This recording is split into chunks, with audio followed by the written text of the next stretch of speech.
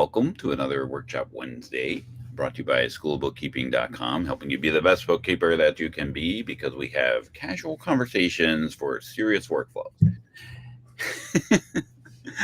And of course, we're being joined again by Rachel. So we have an announcement to make for the Workshop Wednesday family. Those of you that are watching, Rachel has graciously accepted to become the new co-host of the Workshop Wednesday. So thrilled to have you joining us again, and we'll see more of you on a regular basis. Rachel, what are your thoughts about about this option? Well, I'm really excited. I don't like to talk about bookkeeping or accounting at all, obviously, you can tell.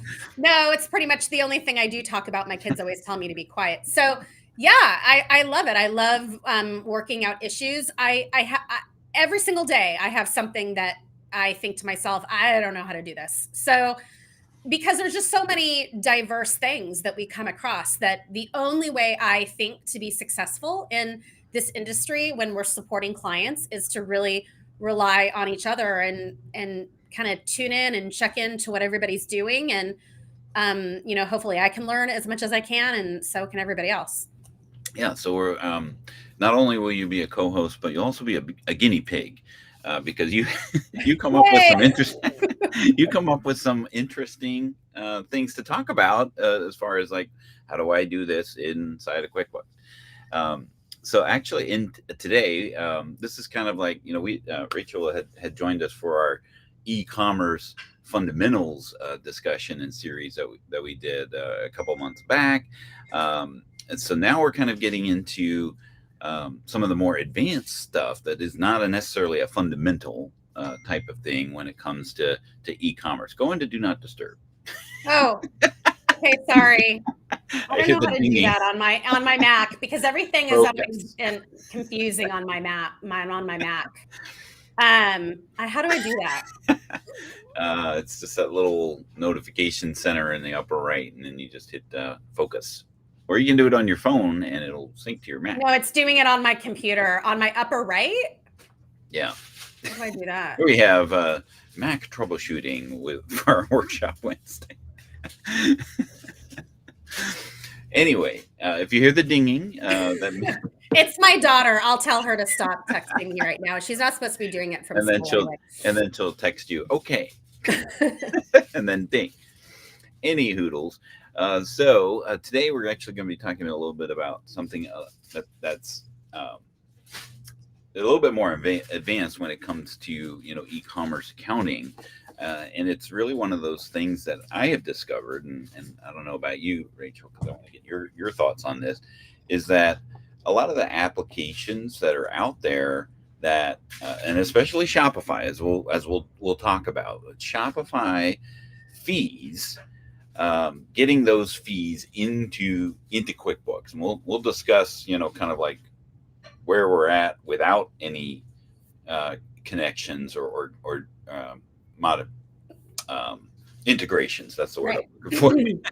Without any integrations, and then so basically kind of lay out what the problem is, and then we'll talk about how we can work with that. But I haven't seen any integrator that really addresses this sort of thing. Have you? Well, Dext, which I know we're going to talk about. Yeah, we'll talk about it, but I mean, when you look at, okay, well, how do I get my Shopify sales data into QuickBooks? Those integrators are all over that. Right. Let's get a lot of sales data. Yeah, there's a lot that will bring in income, but for expenses, it's a little bit harder, because I don't know about you, but I've noticed that they have a lot of time. The automation integrators have a hard time splitting up the different expenses into different categories. Yeah. And so that kind of thing really just does require some manual stuff sometimes when it comes in through the bank feed. But Dext does do a great job with it. Yeah, so we're going to talk about a couple different ways. I took it upon myself, like, I really want to crack this nut here, because the last thing we want to do is just kind of rely on one thing or one tool, which either doesn't do things holistically or paints the right picture. Because let me share my screen and we'll kind of talk about what the problem is, right? So I'm looking at the back end of a Shopify store, and this is the billing section, right, where Shopify will charge the Shopify owner a fee, a dollar amount. So this last fee was $319.45. If we look at it, right, those fees are broken out into a variety of things. So this guy has some apps and shipping, 15 shipping fees, and then subscription, right? So those are the general categories that we're dealing with here that make up this $319, right? So, as a bookkeeper, Rachel, you would want to categorize these three areas in three different places, right? I mean, because apps are one thing, shipping is another, and this is shipping what it costs them to ship, right? Not shipping income, because again, those sales bridges or connectors. Freight out is usually what I call it. They do them well. They do that just fine. They do the income side of things, what they charge the customer for shipping, but what Shopify charges their customer, the Shopify store owner, they put in here, right? So this is part of the challenge. So this is something that you would want to categorize. You certainly don't want your shipping, subscription, and apps to be collapsed upon, in the same thing, right? So here we look at, here's this transaction, $319.47, right? That's going to, if you rely on the bank feed, that's going to change. This amount is going to change monthly, or all the time. We look at the other charges, and they're never the same fee, right? So you're not going to, sometimes there's going to be more shipping, sometimes there's going to be less apps, sometimes there's going to be a credit. We'll talk about that, because that's more of a that's a one-off, type of thing. But if they're a high volume, there's going to be a shipping credit usually every single time. Right. Right. So this $1 amount that comes in is always going to be segregated differently each time, right? Because maybe they added some apps this month, or the shipping is different, or the variety of different things. So therein lies the challenge. Yes, and right? Can I tell you what I used to do in the very beginning when I started? Several years ago now, somebody told me, oh, that's just shipping. So out of the bank feeds, I would just quote it straight to shipping. And then I thought, oh, wait a second, I should go into Shopify and pull the backup so I can attach it. Yeah. Oh, wouldn't you know, shipping, apps, and subscription. And I thought, oh boy. And so what I started doing is I just started splitting it right out of the bank feed. And then we get into I actually really don't want to do this manually straight out of the bank feed and then go into Shopify and grab the actual invoice. And so that's sort of where we are. Right.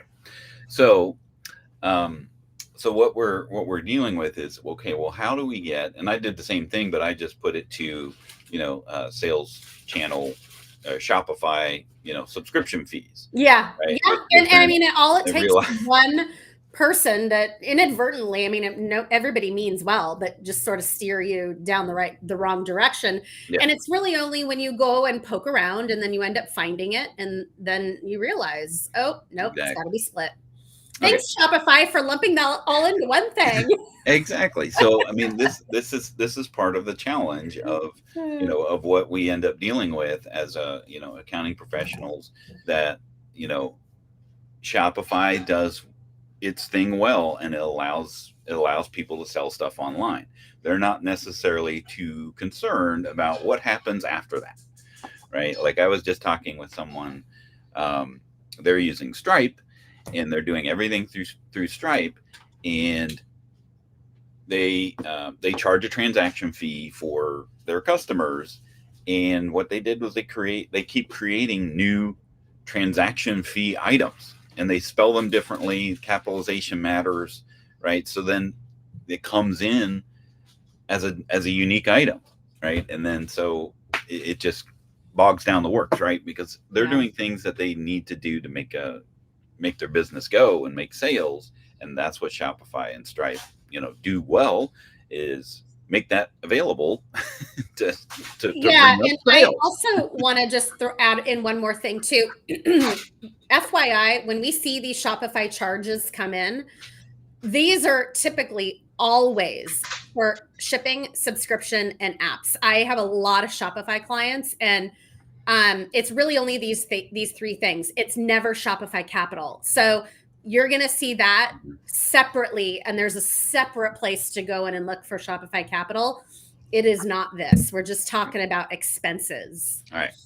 So I'm going to throw this over here, because what I did was while you were talking there, I exported the bill, right? And what happened is that bill got sent to me as a CSV file, right? Mm-hmm. So if we take a look here is the charge category, right? And the individual charges that are listed there. So what I did, or what we want to do, is go into QuickBooks and create an item for this charge category, and then that way you can specify what account that needs to be posted to. So I have, let's go over and take a look here, because got apps, right? So I created a non-inventory item called apps, and then posting that. Go down here. Here's where we want the apps to go to as a sub account of sales channel fees, right? So that way, when he looks at his profit and loss, he can see, well, how much am I spending on apps to Shopify, right? So what we do is I'm going to use this tool called Saasant, right? So I don't have to do anything to the CSV, because I'm using the tool Saasant here to be able to map and manipulate the data based off of what's already there, right? So here's the charges export. I'm going to bring that in. By the way, thank you for pronouncing Saasant the way I do. Okay. Oh man, I'm sorry. Oh no, what happened? I'm trying. I don't know how to turn it off. I don't know. For some reason, it just decided to. Where did it go? Okay, it's in there. Why did it say it was not active? Okay, let's try that again. And new import. Okay. Of course, that always confuses me, by the way, too, with sometimes it'll say no subscription, and I'm like, wait a second, I have one. I know that does it to me too. Maybe I signed out. So let's go back to apps. Always on the live workshop. All right. Launch the app again.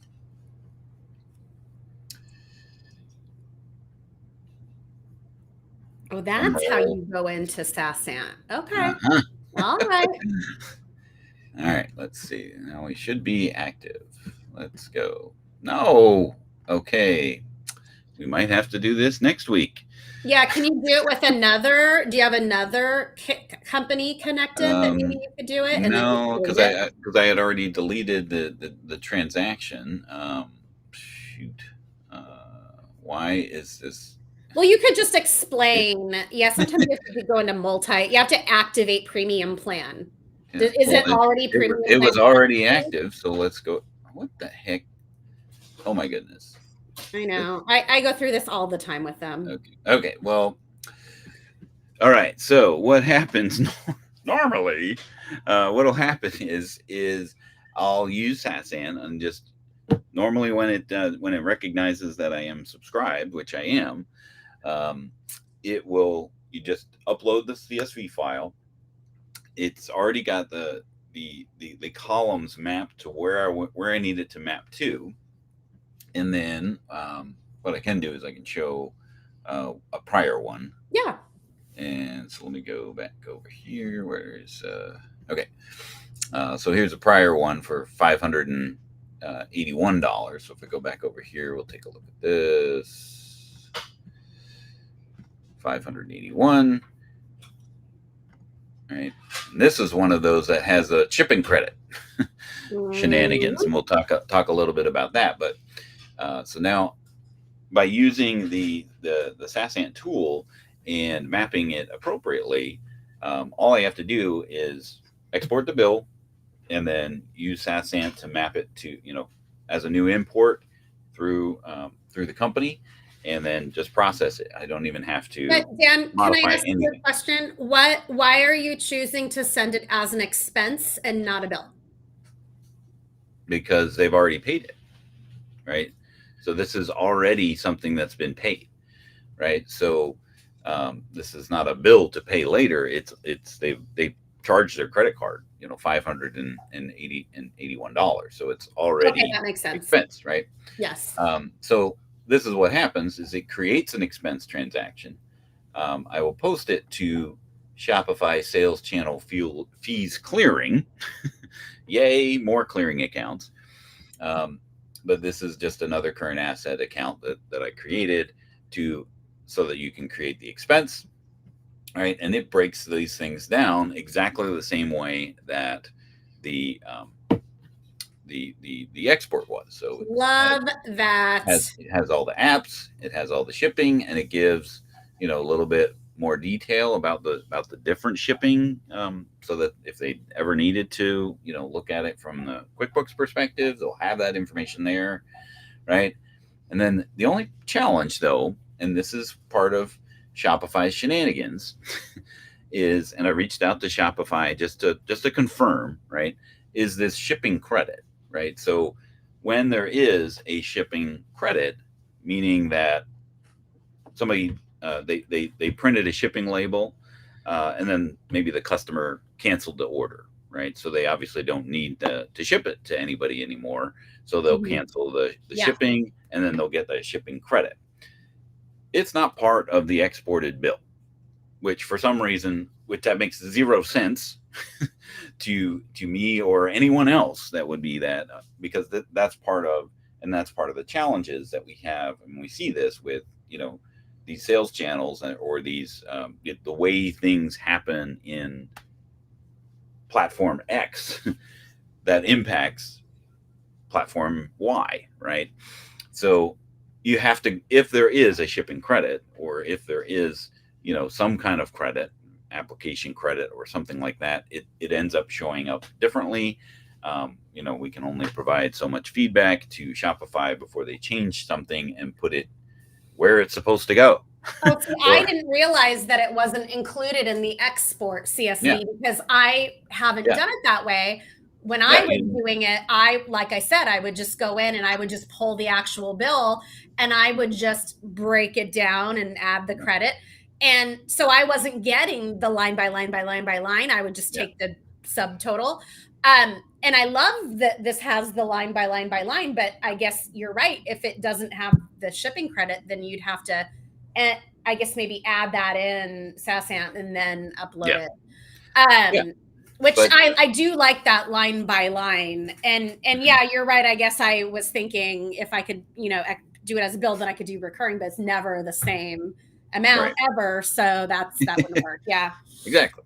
Yeah. So that's the whole idea of this process of being able to do that.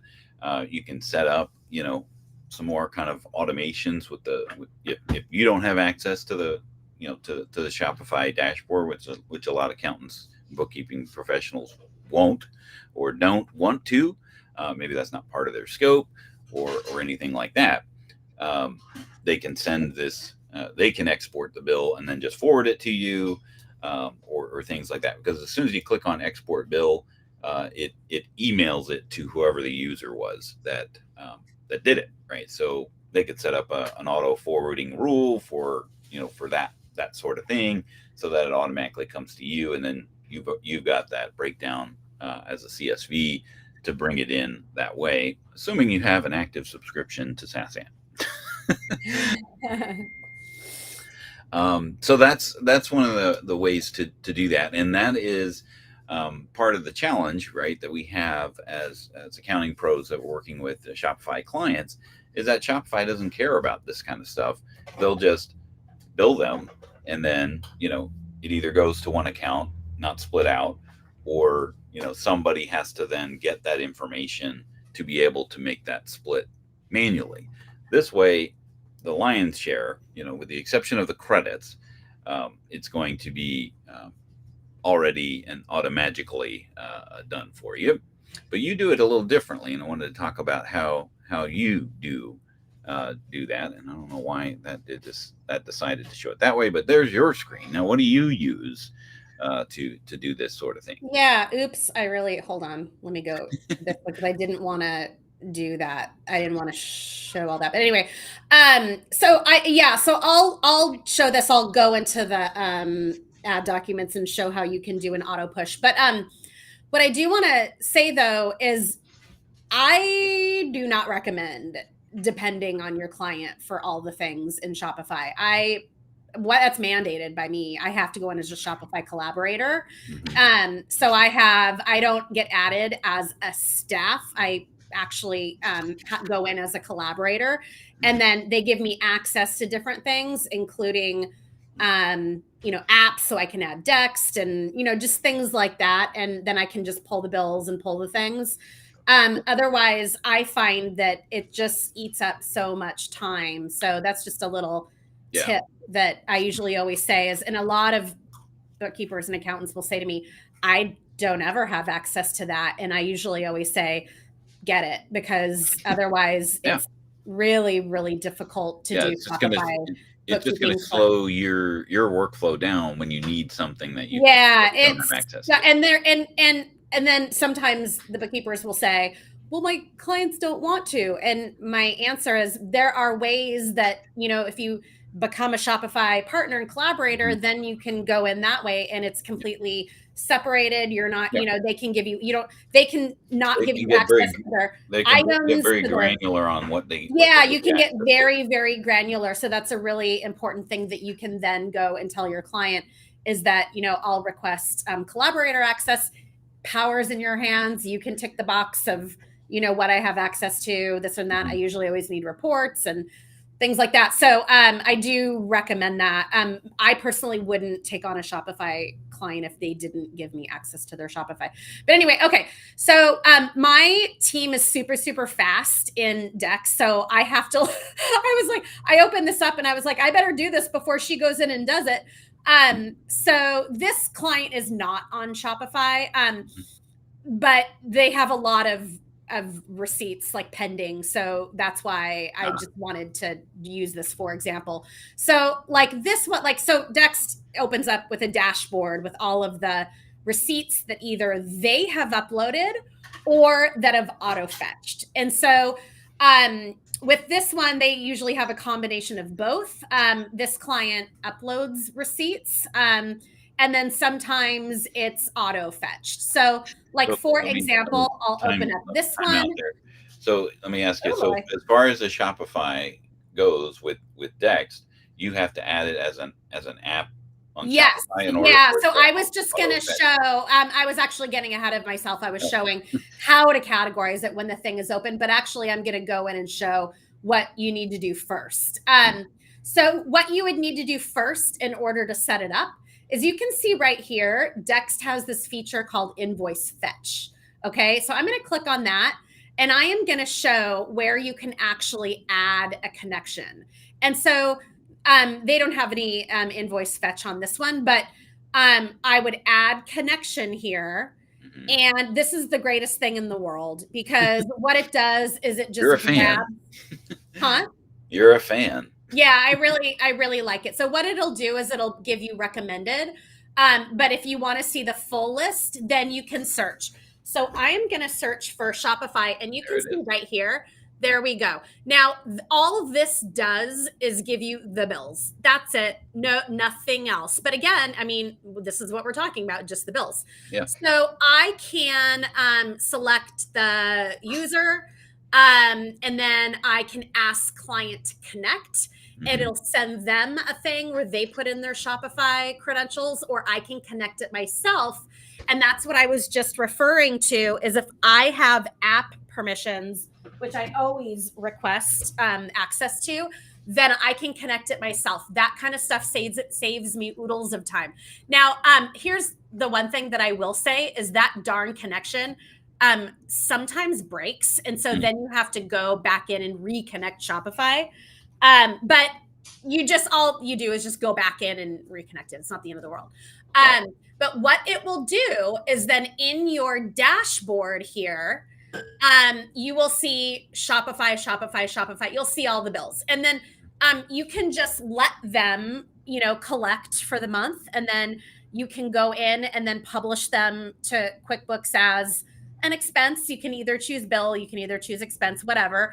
And then I'm going to go into this one. I just don't want to show. Okay. I don't want to show that. It doesn't show the number. Okay. So here is where you can then split the receipt. And that's what I was saying before, is this is actually how I did it before.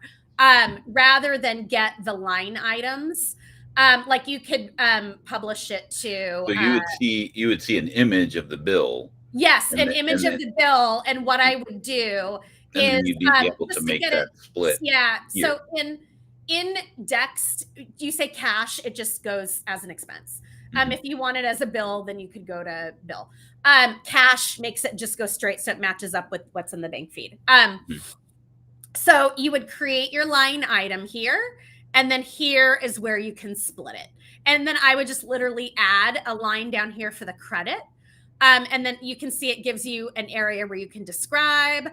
You can say what it is. So you can say shipping right there if you need to.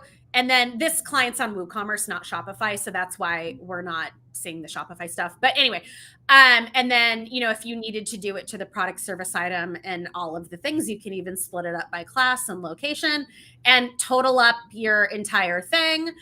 It'll even, help balance it out for you if you need to. And then you select the payment method that it's going to. If it's going to the checking account, you select that. And then it'll give you a little, description of your little sub split here. And then you can publish it. It can give you other nice options to add it to an expense report if you're using that feature. That as Shopify probably wouldn't go to an expense report, but Dext has all kinds of different features that you could. But now that's how I used to do it. And so I wasn't doing the line item. The bill would pop up right here. And I would literally just take the subtotals, split it out, boom, send it, call it a day. And I had a client that had 3 Shopify stores. So I had it in threefold, and it was just constant. They weren't coming once a month. They were coming several per week. And so I would have to go through many, a lot. So that, to me, this was the faster way. I don't know how do I stop sharing that? Oh, I'll just turn it off. Okay. So I don't know if it's funny, see, and we're all different. I find doing it that way is faster maybe than bringing it in through Saasant. Or Saasant. Everybody calls it something different. And so it really just depends on what's fast for you and what's your preference. I would have to say, if you are pulling it into Dext with auto fetch, what I would recommend actually is if you actually share that again. I forgot to show something. Oh. What I would do is I would actually I would create rules, because you can create rules. In suppliers, you can create rules in here, and then you can say, anything that's I don't know how you do that. I forgot how you do that in here. Maybe you do it in cost. You can specify based on the vendor. Yes, you can specify based on the vendor, and then I believe you can also do it based on the you can unshare this now, based on the what's it called? In QuickBooks Online, those rules where it'll take description. You can say, specify the GL expense accounts for this, that, and that, and it'll split it. And then you can have it on auto post. I mean, I actually really haven't even gotten into that yet, but there's a lot of different options. And so I'm inclined to do it this way because I like that auto fetch. I don't want to really have to go into Shopify. I mean, although I am in Shopify every day, but I just really, I like it coming into Dext. It's one of those things where I've adopted that. I do appreciate the automatic fetching of that invoice. Yeah, my team, I'm telling you, this is why I had nothing in Dext, because they're really fast and they go into Dext, quickly and push everything. We're all trained on it. We all use it. And so for me, that's the way I like to do it. But I also like doing it that Saasant way too, because I do appreciate having the individual line items. I like it that way. Yeah, that's my next figuring is how do we make this automatic, right? So that that split just happens automatically, which it really should, right? Because that's the whole beauty of automation and things that do have that happen automatically.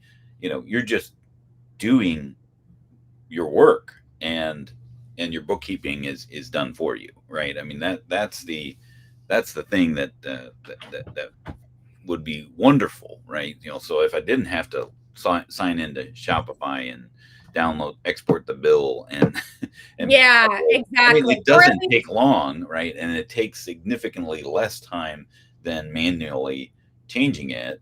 And I don't know, maybe we'll have to do a race, to see, who does it better, who does it faster, because I like to do it pretty fast. And then also, what I was going to say is you definitely, it can't do it 100% for you, but it can definitely assist you, right, which I really like. Yeah. And then now I'm actually looking in the Shopify App Store right now. I'm looking for a Shopify bill automator, because guess what? Maybe there's something there. Yeah, I'm sure someone has come up with but I mean, even some of the automation tools that work off of triggers like Zapier, right?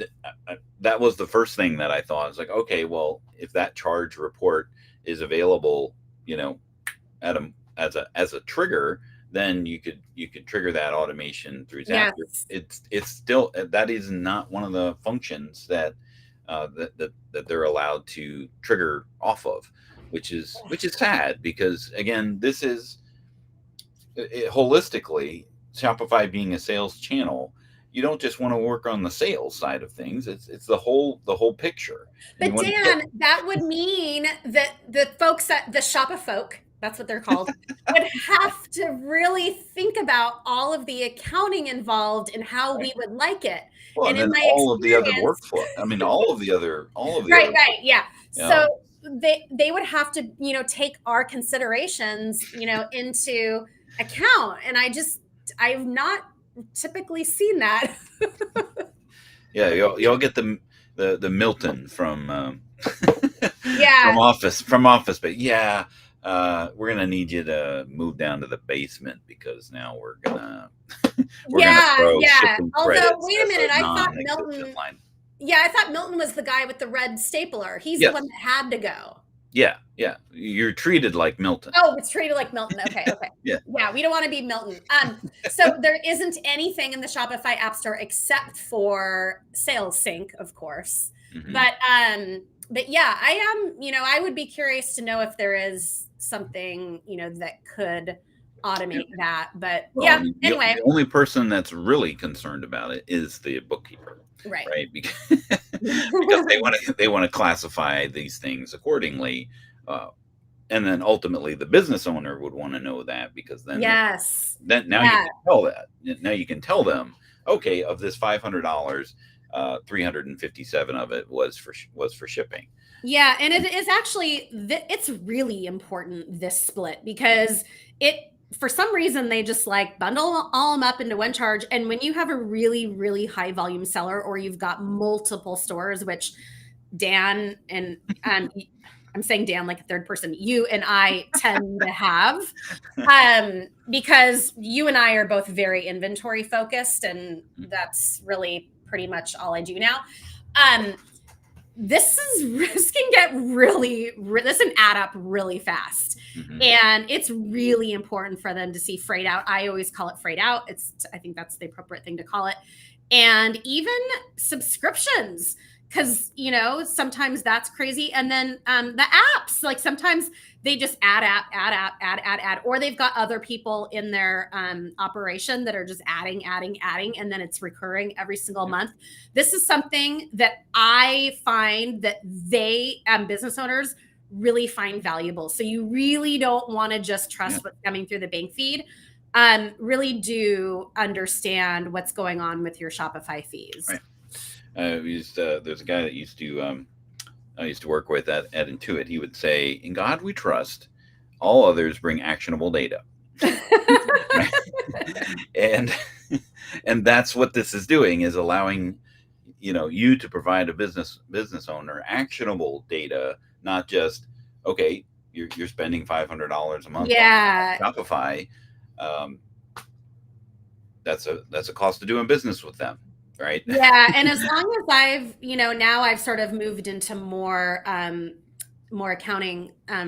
Once we do have the accurate books, it's one of those things where you don't want bookkeeping just to be your mechanism to like plug those numbers into your tax return. No, you want to make sure that you have this accurate data at the transaction level to fully operate your business. And the more information you have that's really breaking it down, the more successful the business will be. 100%. And then you can actually use this, as more of a value add back to your client. Yeah. And command a higher fee. Yeah. Right. Because totally. you're actually bringing this to the table for them to be able to make business decisions based off of the data that's collected. Yeah. And all the e-com specialists that I know that are really cool and I idolize, and they're incredible accountants, trust me, they do this, and they know what they're doing, and they know industry standards, and they know typically what goes on in this world, and what you should be looking at, and what are typical costs, and so what are typical percentages and margins and that kind of stuff. So the more you can really become a specialist that way, they'll really value you and definitely command a better rate. And this is not, beholden just to, online sellers or Shopify. I mean, this is just anything that will allow you to make, expand on the dollar amount, whatever that happens to be, so that you can actually see what is making up this number. I mean, your whole business was all based off of, well, okay, do not live in the bank feed for a payout of a credit card deposit, and don't just put it all to revenue, because there is a breakdown of that dollar amount, and you need to understand what that breakdown is for. Just like living, people live paycheck to paycheck. There's a gross pay, there's taxes, there's all this other stuff, 401k deductions and all that, that ends up with the net pay. You really want to understand all of the other things behind that net transaction. Yeah, that's what makes you really a successful business owner, is all those things. Wait, I want to ask you one last question, because before we go, now I put these things in a specific place on the P&L. So where do you typically put them? Well, as we had talked on the fundamentals, anything that is dedicated to sales, the sales process, would be a cost of goods sold. That's how I do it. These what we've been talking about this whole time are cost of goods sold, because they're cost of selling these things. It's a cost that is incurred from selling your items. That's really what we determine as cost of goods sold. Now, where you can look at both sides of the equation is the apps and the subscription, right? Like it's really hard to get to, the cost of a sale, as opposed to, apps and subscriptions, those would be more of a, an overhead type of thing that you could feasibly Yeah, you could go proportionately. either or with those, but I still like to put them in cost of goods sold just because I feel like they're directly related to your platform. Your platform is really essentially the representative of your items. And so that's usually where I put it. And in the chats that I've had with other people in the industry, that's usually where they do too. That's what I go off of. But Right, because I don't know. if you didn't have that sales channel, you wouldn't have that sale. Yeah, So exactly. you could feasibly make that argument that way. Yeah, yeah. So, but I mean, I'm sure maybe somebody could come and argue that it's the other way. not, and that's all fine and great too. All right. So always a pleasure to see you, and thank you for joining us, and thank you for accepting this co-hosting duties. So next week we'll be continuing our workshop Wednesdays. We'll figure out something to talk about next week, but it won't be Shopify fees. But I do need to go and figure out why the subscription seemed to fail for my client, because I deleted a transaction for the sake of this workshop, and now I got to get it back in there. I don't know, but if I could only tell you, if I had a nickel for how many times that's happened in my Saasant, I would be a millionaire. There you go. Then we wouldn't be talking because you'd be retiring on nickels. Yeah, exactly. All right, Dan. All right, everybody have a great week, and we'll see you next time on the Workshop Wednesday.